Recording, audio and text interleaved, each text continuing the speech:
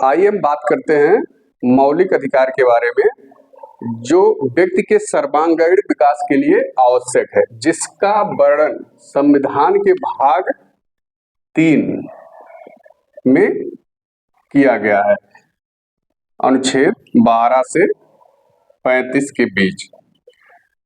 जब भारत का संविधान लागू हुआ तो उस समय कुल मूल अधिकारों की संख्या 7 थी, लेकिन 44वें संविधान संशोधन अधिनियम 1978 द्वारा संपत्ति के अधिकार को मूल अधिकार से हटाकर कानूनी अधिकार बना दिया गया, जिसका वर्णन अनुच्छेद 300A में है।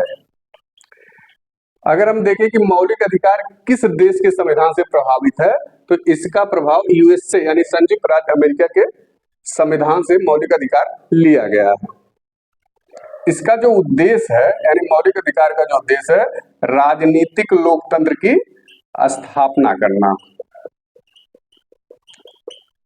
इसके साथ जब ये लागू हुआ, यानी 26 जनवरी 1950 को पूर्णतः यह लागू हो गया, संविधान लागू होने के ही साथ इसके लिए अलग से कोई कानून बनाने की जरूरत नहीं पड़ी।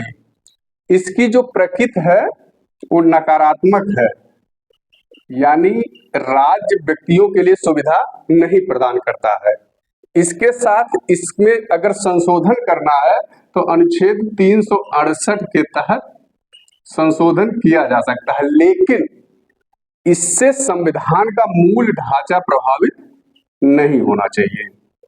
मूल ढांचा का सिद्धांत केशवानंद भारतीवाद 1973 में दिया गया, जिसमें न्यायालय जरूरत पड़ने पर मूल ढांचा निर्धारित करता है। इसके बाद देखते हैं मौलिक अधिकारों के लिए जो संरक्षण की व्यवस्था की गई है वह संविधान के किस अनुच्छेद में है।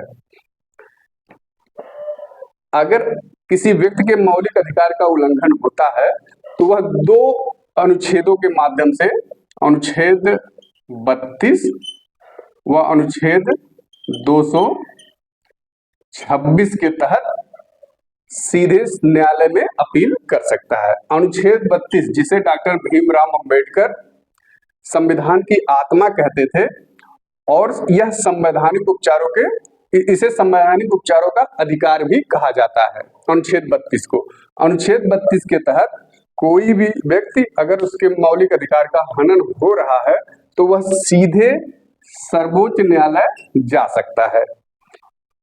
इसके साथ ही अनुच्छेद 226 के तहत अगर कोई भी व्यक्ति सीधे हाई कोर्ट जा सकता है, तो वरीयता क्रम में पहले वह हाई कोर्ट जाएगा, बाद में सुप्रीम कोर्ट जाएगा। मौलिक अधिकारों के बारे में ये मूलभूत तथ्य आगे के वीडियो में हम ये देखेंगे, विभिन्न अनुच्छेदों के बारे में जानेंगे।